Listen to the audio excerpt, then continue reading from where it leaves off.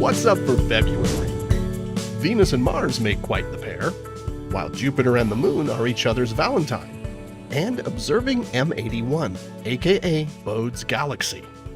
Venus is still a brilliant beacon in the morning, rising in the couple of hours before the Sun. It has been sinking lower in the sky for the past couple of months though, and by the end of February it's pretty much getting lost in the light of sunrise. It will start making its return as an evening sight in July. You can catch the bright planet together with a slim crescent moon on the morning of February 6th, just as the sky starts to brighten. Next, Valentine's Day brings a nice pairing to enjoy with someone special. That evening, look for the crescent moon near Jupiter, high in the southwest following sunset. They're just a couple of finger widths apart on the sky, meaning most binoculars will show them in the same field of view. And speaking of the moon, NASA's Viper moon rover is planned to launch later this year, and you can send your name to the moon along with it.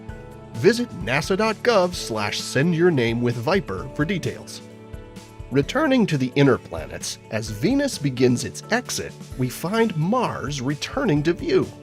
The red planet left the evening sky last September, passing through conjunction, where it was on the opposite side of the Sun from Earth and thus not visible for a few months. It's now just starting to be visible in the pre-dawn sky. In February, it's quite low and not super bright, but you can observe it brightening and rising ever earlier in the coming months. Those with an unobstructed view toward the southeast horizon can look for a close approach of Mars and Venus as the pair are rising during the last week of February. February is a good time to view one of the famed Messier objects known as M81. This is a spiral galaxy similar to our own Milky Way, but just a bit smaller, and it's one of the brightest galaxies in the night sky. It's located about 11.8 million light-years away from us, which means if you're able to observe it, those photons of light hitting your eye have been traveling through space for more than 11 million years to reach you. It was discovered by astronomer Johann Bode in 1774, which is where it gets its other common name, Bode's Galaxy. At the time, it was simply cataloged as a nebula, or faint fuzzy patch.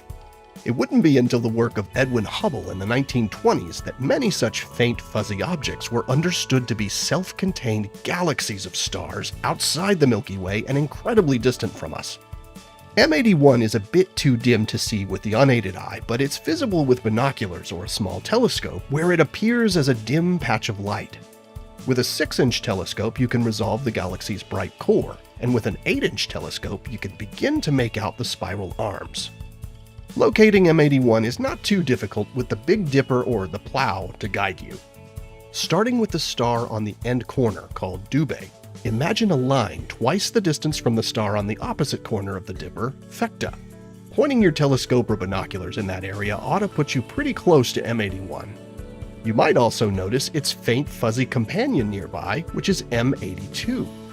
This is another galaxy but seen edge-on, and it gets its common name, the Cigar Galaxy, from this appearance.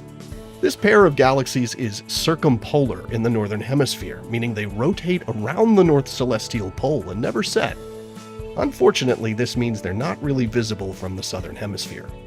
Although it's visible all year in the northern hemisphere, from about February through May you'll find M81 high in the northern sky in the first half of the night, making it easier to observe.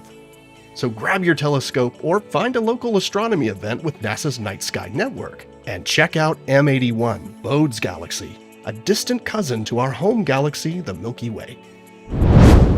Here are the phases of the moon for February. Stay up to date on NASA's missions exploring the solar system and beyond at science.nasa.gov. I'm Preston Dykes from NASA's Jet Propulsion Laboratory, and that's what's up for this month.